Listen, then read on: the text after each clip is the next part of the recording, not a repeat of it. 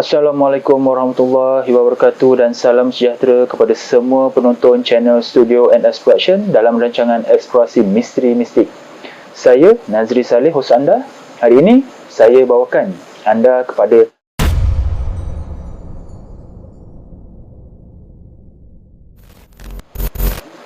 Sebelum saya teruskan video ini, bantu saya dengan tidak skip iklan ketika menonton video di channel ini. Subscribe channel ini kepada yang belum subscribe dan share video ini, semoga ramai yang akan dapat manfaat, dan pastikan anda menonton video ini sampai habis supaya anda faham secara menyeluruh berkenaan sejarah yang ingin disampaikan.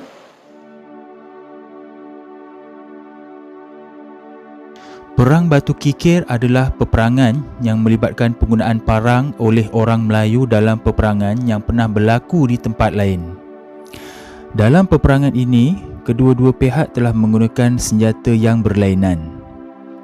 Satu pihak menggunakan senjata api, manakala yang satu lagi menggunakan peralatan tradisional iaitu parang. Tetapi yang anehnya, pihak yang menggunakan peralatan tradisional telah berjaya dengan jumlah korban yang minima, menewaskan pihak yang satu lagi. Peperangan ini juga dikenali sebagai Perang Senapang dan Parang. Pertempuran tersebut dikatakan berlaku pada hari Ahad bersamaan 11 November 1946 selepas waktu asar, iaitu sejurus berlakunya rusuhan kaum peristiwa amok di Pekan Padang Lebar pada 6 November 1946. Selepas peristiwa di Pekan Padang Lebar, pihak berkuasa melarang keras senjata tajam untuk dibawa ke mana-mana. Dengan itu, pihak Bintang 3 telah menggunakan kesempatan ini untuk menangkap dan membunuh orang-orang yang mereka fikirkan boleh mengancam kedudukan dan kekuatan mereka. Penduduk yang bergelar Tuan Haji merupakan sasaran utama mereka.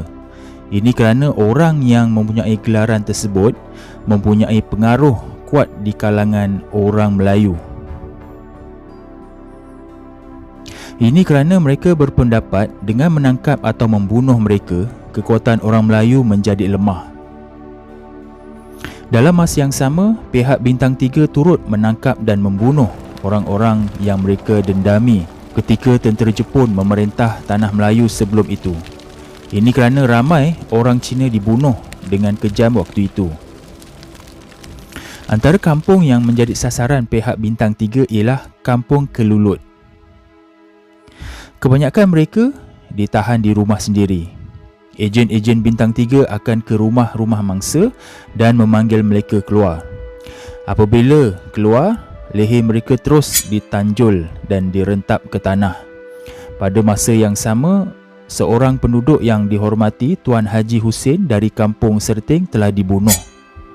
Tindakan Bintang 3 ini menyebabkan orang-orang kampung mula hilang kesabaran. Kemarahan orang kampung di sekitar Pekan Batu Kikir tiba kemuncaknya apabila Tuan Haji Yahya ditangkap oleh sekumpulan pasukan Bintang 3. Beliau ditangkap kerana didapati membawa sebilah parang dalam perjalanan pulang dari Pekan Kuala Pilah. Penangkapan beliau telah disaksikan oleh anak buahnya, Jamin. Jamin terus menyampaikan berita tersebut ke kampungnya, iaitu Kampung Lonek. Orang-orang kampung dari jauh dan dekat, termasuk dari Kampung Terusan dan Kampung Padang Lalang, mula berkumpul di Kampung Lonek. Masing-masing bersenjatakan parang. Jumlah mereka hampir 300 semuanya. Mereka berunding dengan Kiai Selamat, seorang yang alim dan arif dalam ilmu persilatan, mencari jalan terbaik untuk menyelamatkan Tuan Haji Yahya daripada tahanan Bintang 3. Pada sesiapa yang berani tampil ke hadapan untuk menentang ahli Bintang 3 dianugerahkan ijazah oleh Kiai Selamat. Setiap seorang dikenakan pengeras sebanyak RM1. Imam Masjid Kampung Lonek ketika itu diamanahkan mengutip wang tersebut. Selesai saja sembahyang asar dan membaca surah Yasin dan berdoa kepada Allah Subhanahu wa taala, mereka pun bersiap sedia untuk ke Pekan Batu Kikir. Dalam pada masa itu, ada berita menyatakan bahawa Tuan Haji Yahya akan dibawa ke Pekan Kuala Pilah oleh pihak bintang 3 menyebabkan perarakan tadi berpecah mengikut taktik yang telah dirancang. Mereka memakai selendang merah menandakan ada mangsa yang akan menjadi korban.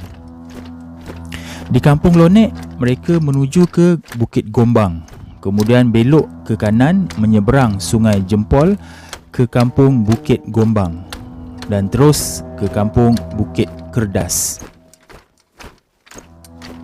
Dari kampung Bukit Kerdas, mereka menghala pula ke Simpang Bahau dan terus menuju ke Pekan Batu Kikir. Dalam perjalanan, mereka melaungkan zikir Allah. Ada antara penduduk yang berada jauh dari tempat kejadian mendengar seolah-olah zikir itu datangnya dari langit. Bagi peniaga-peniaga Cina di Pekan Batu Kikir pula, mereka mengatakan telah melihat seorang penunggang kuda berpakaian serba hitam melalui jambatan Batu Kikir menuju ke arah Kuala Pilah. Kemudiannya terus gaib.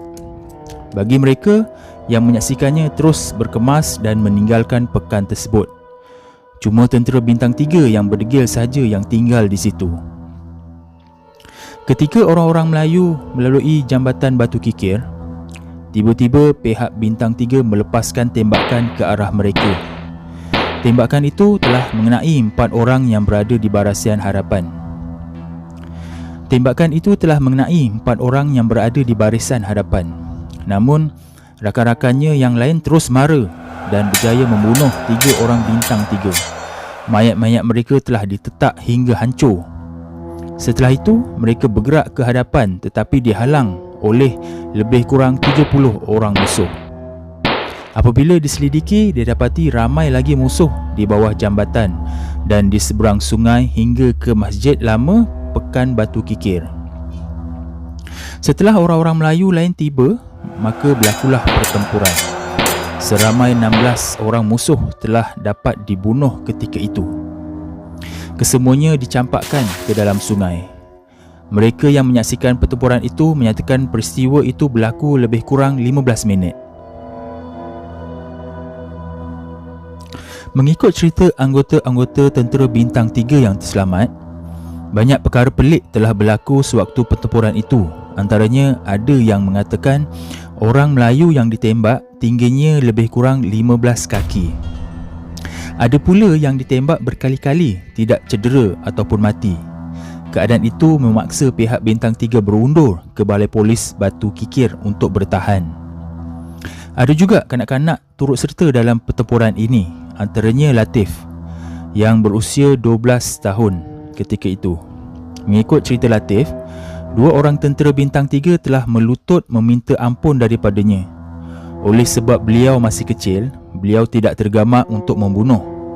Namun, kedua-dua pengganas itu telah dipenggal lehernya oleh seorang penduduk keturunan Jawa, Wak Sekam. Di balai polis itu pula dikawal oleh sepasukan polis Punjab. Antara mereka ada yang beragama Islam. Dikatakan ada di antara mereka juga membantu orang Melayu dengan menunjukkan tempat persembunyian anggota-anggota tentera bintang 3. Ada juga yang memberi kata-kata semangat dan ada juga yang membantu mereka yang tercedera. Beberapa orang peniaga Cina juga turut terbunuh kerana orang-orang Melayu tidak dapat membezakan mereka dengan anggota tentera bintang 3. Walau bagaimanapun, barang-barang perniagaan kepunyaan orang-orang Cina di pekan itu tidak disentuh langsung oleh orang-orang Melayu. Penduduk-penduduk kampung yang semakin ramai tiba di Pekan Batu Kikir, mereka cuba mencari Tuan Haji Yahya. Tetapi beliau sudah pun dibawa dengan kenderaan bintang 3 menuju ke Kuala Pilah. Walau bagaimanapun, kenderaan tersebut mengalami kerosakan di atas bukit Engku Sulaiman, iaitu di hadapan SRJKC Batu Kikir sekarang. Tuan Haji Yahya berjaya melepaskan ikatan pada badannya dan bertindak membunuh 6 musuh yang mengawalnya. Peperangan tamat setelah tujuan sebenar untuk menyelamatkan Tuan Haji Yahya berjaya. Saki-baki anggota bintang 3 melarikan diri ke dalam hutan. Setelah selesai sembahyang maghrib, para penduduk mula mengumpul mayat-mayat dan senjata yang ditinggalkan musuh. Penduduk Melayu ramai juga yang terkorban dalam pertempuran itu. Sungguh pun ada yang mengatakan mereka adalah kebal. Kebanyakannya kecundang juga dalam pertempuran itu. Orang-orang kuat bintang 3 seperti Ah Pong dan Ujang dapat melarikan diri. Ujang dikatakan telah bertaubat setelah berjumpa dengan Tuan Haji Majid, seorang ulama pada ketika itu. Ah Pong pula telah mati dibunuh pada 13 hari bulan Mei 1969 semasa dalam perjalanan ke Bahau. Dia dikatakan cuba memberi wang yang banyak kepada pembunuhnya supaya tidak diapa-apakan. Keesokannya, Pekan Batu Kikir didatangi pegawai daerah Kuala Pilah ketika itu, Gordon Hall. Beliau hairan melihat cuma seorang awam saja yang mati. Ini tidak seperti yang berlaku di Pekan Padang Lebar. Kebanyakannya yang mati di Pekan Batu Kikir ialah tentera bintang 3. Oleh sebab itu, cuma seorang saja orang awam yang mati, tiada tangkapan dibuat. Beberapa orang penduduk telah dipanggil untuk memberi keterangan termasuk Tuan Haji Yahya. Ekoran daripada peristiwa berdarah ini, satu majlis berdamai telah diadakan antara orang Melayu dan Cina di Sekolah Kebangsaan Serting Hilir. Majlis ini bertujuan untuk memujuk kedua-dua belah pihak supaya berdamai dan menghilangkan perasaan takut dan dendam. Antara yang hadir ialah Lim Chi Hua, kini bergelar Datuk dari Bahau. Peristiwa yang telah berlaku harus dijadikan tauladan dan iktibar oleh seluruh masyarakat. Untuk hidup aman damai, kita harus bertolak ansur dan jangan leka dengan kemewahan yang ada. Sejarah telah membuktikan bahawa kaum yang tidak berwaspada akan hancur kerana musuh sentiasa mencari kesempatan apabila kita hayal dan leka. Jadi itu saja video untuk kali ini, diharap dapat memberikan sedikit pendedahan kepada generasi kini dan akan datang.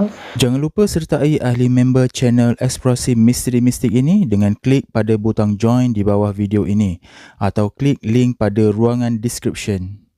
Terdapat 4 pilihan peringkat package yang disediakan. Untuk penerangan lanjut, sila klik join sekarang dan anda akan dibawa kepada video penerangan berkenaan package-package tersebut. Jadi sampai di sini saja video untuk kali ini dan jumpa kita di episod akan datang yang lebih menarik insya-Allah. Assalamualaikum.